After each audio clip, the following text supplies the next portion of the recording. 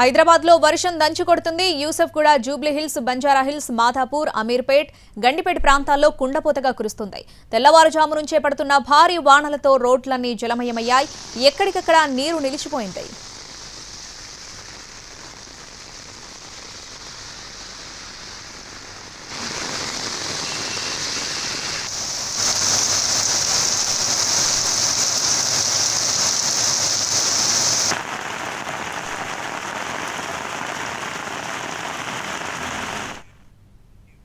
హైదరాబాద్ లో వర్షం దంచుకొడుతుంది. యూసఫ్గూడ, జూబ్లీహిల్స్, బంజారాహిల్స్, మాధాపూర్, అమీర్పేట్, గండిపేట ప్రాంతాల్లో కుండపోతగా కురుస్తుంది.